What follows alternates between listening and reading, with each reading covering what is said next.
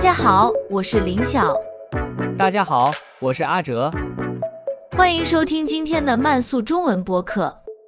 今天我们要聊的话题，很多来中国的外国朋友都特别关心，尤其是女生朋友可能会偷偷想，凌晨2点，一个人在中国街头吃宵夜，到底安不安全？没错，今天我们不绕弯子，就用真实的经历和身边的故事，告诉大家最真实的答案。听完这一期，你不仅能知道答案，还能了解中国热闹的深夜文化，知道去哪里能吃到地道的宵夜。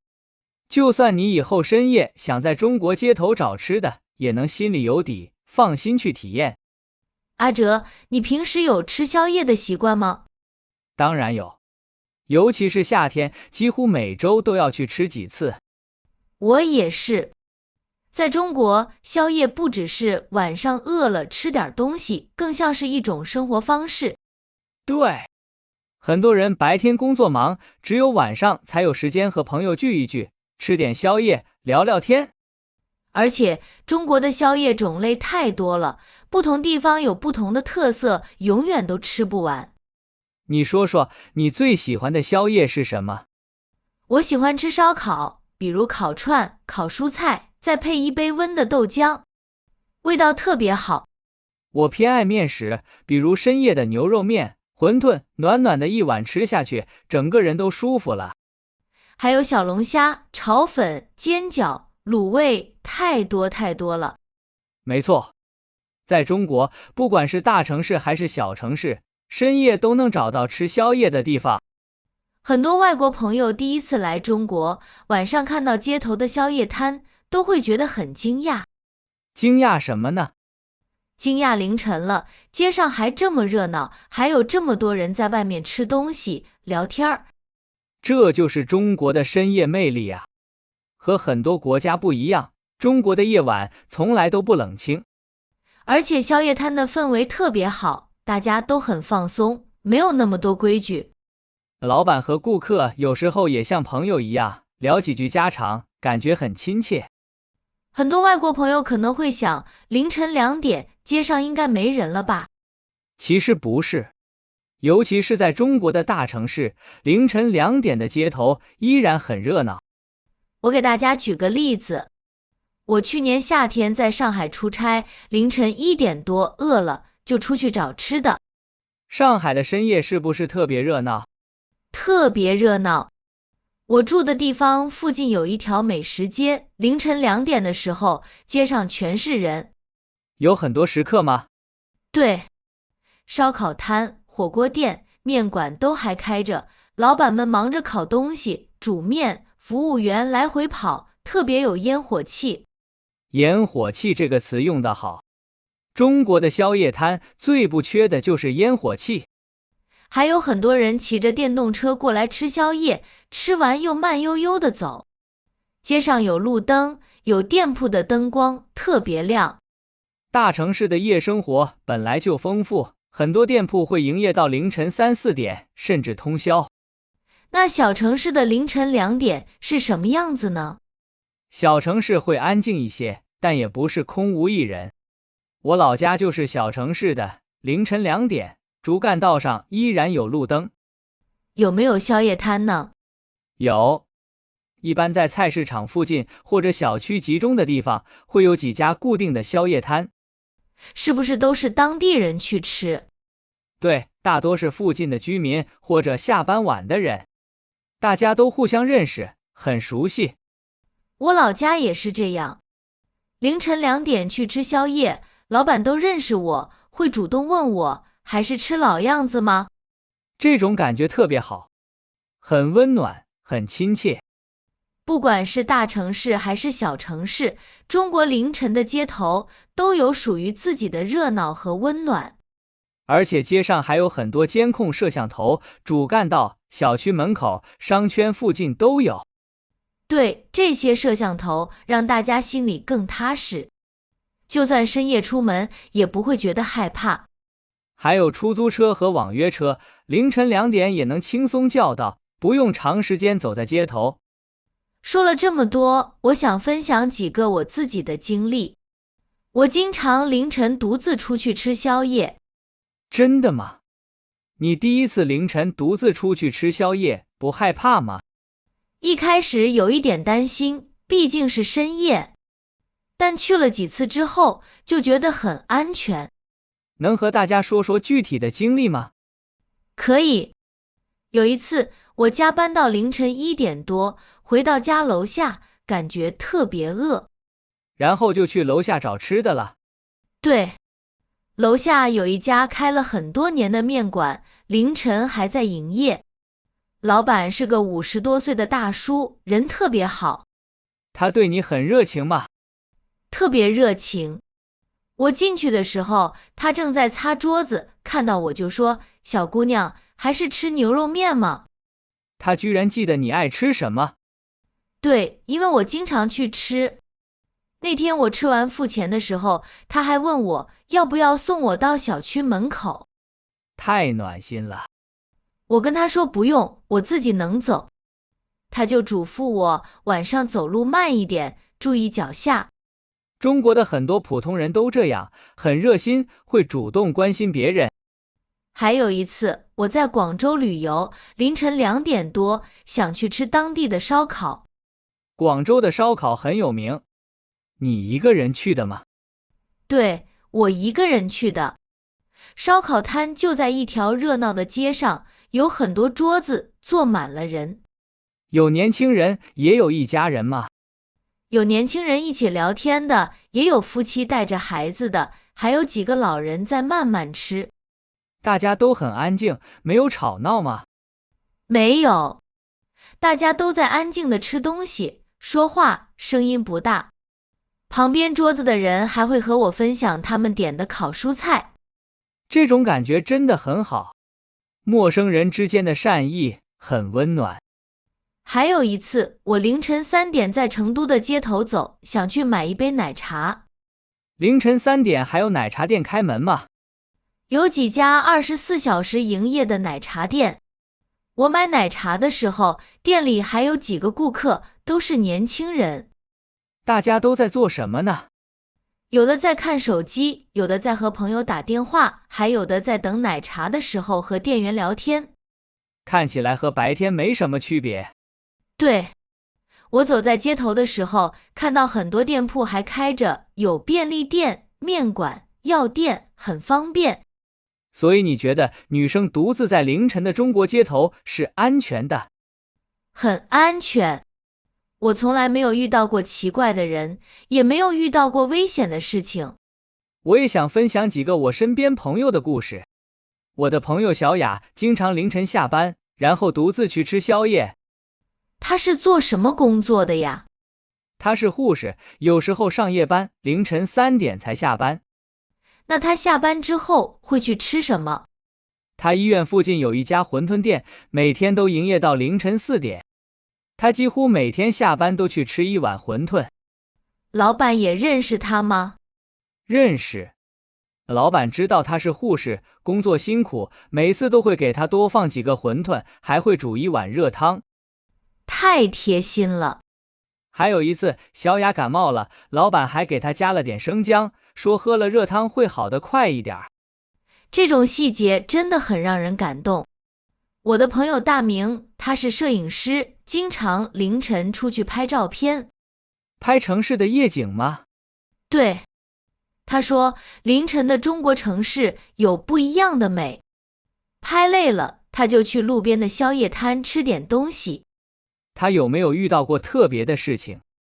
有一次，他在西安的街头拍照，凌晨2点多去吃羊肉泡馍。西安的羊肉泡馍很有名。对，他坐下之后，旁边桌子的一个老人主动和他聊天，问他是来旅游的吗？然后呢？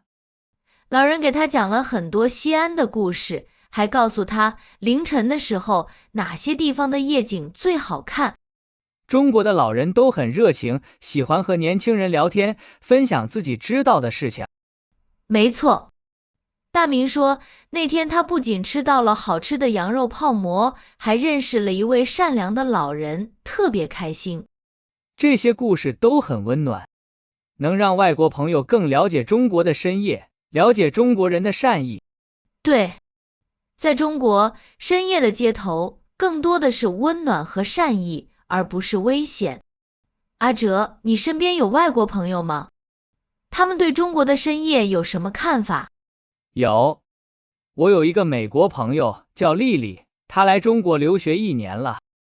她觉得中国的深夜和美国不一样吗？不一样。她告诉我，在美国凌晨很少有人敢独自出门，就算是在大城市也很担心。为什么呢？她说，美国的很多街头凌晨的时候没有路灯，还有很多流浪汉，有时候会遇到不好的事情。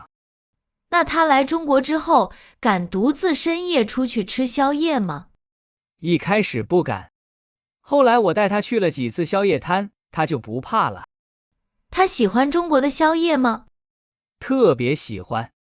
她最喜欢吃中国的煎饺和豆浆，说味道和美国的食物完全不一样。她现在会自己凌晨出去吃宵夜吗？会。她现在经常和同学一起凌晨出去吃宵夜，逛夜市。她有没有和你说过中国的深夜让她觉得最不一样的地方是什么？她说，中国的深夜很有安全感，街上有很多人，有路灯，有营业的店铺，就算独自出门也不会觉得害怕。我还有一个欧洲朋友叫马克，他说在欧洲的一些城市，凌晨的街头虽然有人，但小偷很多。中国现在很少有小偷了。对，一方面是因为街头有很多监控摄像头，另一方面警察会经常巡逻。没错，中国的警察会在深夜巡逻，尤其是在热闹的商圈、美食街附近。马克说，他来中国之后，晚上出去再也不用小心翼翼地护着自己的包了。这就是中国治安好的体现，不管是白天还是深夜，都能让大家安心。很多外国朋友来中国之后，都觉得中国是很安全的国家。深夜出门吃宵夜也成了他们喜欢的体验。林晓，你去过很多城市，不同城市的深夜宵夜有什么不一样的地方吗？不一样的地方太多了，每个城市都有自己的特色宵夜，味道和氛围都不一样。你给大家介绍几个城市吧。好，首先是广州，广州的宵夜文化特别浓，被称为不夜城。广州人是不是很喜欢吃宵夜？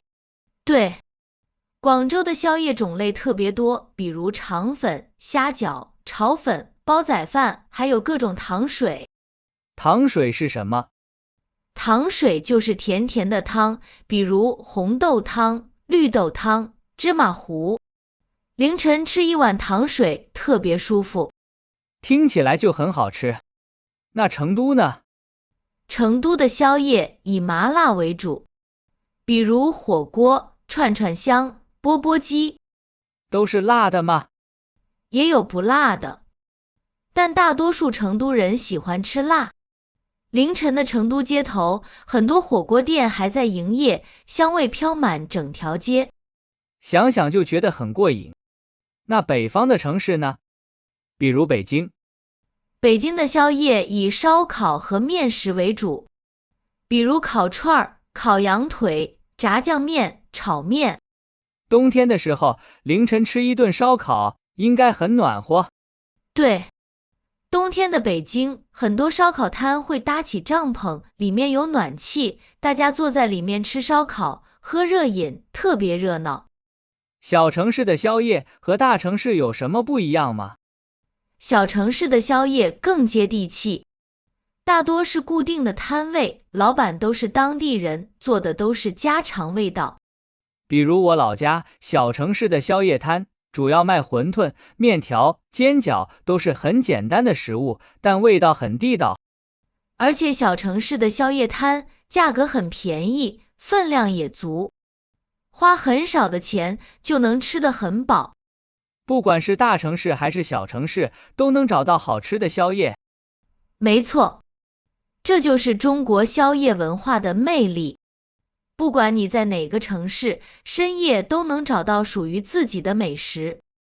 你身边的外国朋友有没有什么难忘的深夜宵夜体验？有，我有一个日本朋友叫佐藤，他第一次吃中国的烧烤就是在凌晨。他喜欢吃吗？特别喜欢。他说，日本的宵夜大多是拉面、寿司，很少有烧烤摊这样的场景。他觉得中国的烧烤味道怎么样？他说味道很好，尤其是烤鸡翅和烤茄子。他还学会了用中文和老板说少放一点盐。太可爱了。他现在经常去吃吗？经常去。他还带了很多日本朋友一起去，大家都很喜欢中国的宵夜。我也有一个韩国朋友叫金明，他第一次在中国深夜吃宵夜是和我一起去的。他吃了什么？他吃了馄饨。他说，中国的馄饨和韩国的饺子不一样，皮薄馅儿多，汤也很好喝。他有没有觉得深夜的街头很热闹？有。他告诉我，韩国的深夜街头大多是酒吧和便利店，很少有这么多吃宵夜的地方。他是不是也爱上了中国的深夜？对。他现在每次来中国都会特意留时间凌晨出去吃宵夜。他说这是他最喜欢的中国体验之一。很多外国朋友都是通过宵夜更了解中国的文化，更爱中国的生活。没错，宵夜不仅是食物，更是中国文化的一部分，是中国人对生活的热爱。下面我们来解答几个外国朋友可能会有的疑问。第一个疑问，凌晨2点，女生独自去便利店安全吗？很安全。中国的便利店大多是24小时营业的，比如全家、711、罗森。便利店里面有监控，店员也会一直在。而且便利店一般都在主干道或者小区附近，很安全。我经常凌晨去便利店买东西，里面有很多顾客，和白天没什么区别。第二个疑问，深夜的宵夜摊都是年轻人吗？不是，有年轻人，也有中年人、老人，甚至还有带着孩子的夫妻。大家都喜欢在深夜吃点东西，放松一下。不管是什么年龄，都能在宵夜摊找到快乐。第三个疑问，深夜吃宵夜价格贵吗？不贵。中国的宵夜摊价格都很亲民，大多数人都能接受。比如一碗面条大概10几块钱，一串烧烤几块钱，花几十块钱就能吃得很饱。第四个疑问，小城市的深夜比大城市更危险吗？不一定。小城市虽然深夜人少，但治安也很好。而且小城市的人都很热心，邻里之间很熟悉，就算遇到问题，周围的人也会主动帮忙。所以不管是在大城市还是小城市，深夜出去吃宵夜都很安全。今天我们聊了很多关于女生凌晨2点在中国街头吃宵夜的话题。总结一下，中国的深夜街头整体来说非常安全。不管是大城市还是小城市，凌晨都有热闹的宵夜摊、营业的便利店，还有温暖的善意。女生独自深夜出去吃宵夜，完全不用太担心。这里没有那么多危险，更多的是美食和温暖。中国的宵夜文化特别丰富，希望大家都能勇敢地去体验，不要因为担心安全而错过美食。如果你喜欢今天的播客，欢迎给我们点赞、收藏，这样我们就能知道你喜欢这样的内容，以后会分享更多关于中国生活文化的话题。同时也欢迎大家关注我们的频道，我们会定期更新慢速中文播客，帮助大家更好地学习中文，了解中国。你有过凌晨在中国街头吃宵夜的经历吗？你最喜欢的中国宵夜是什么？欢迎在评论区留言，和我们一起讨论。感谢大家的收听，我们下期再见。再见。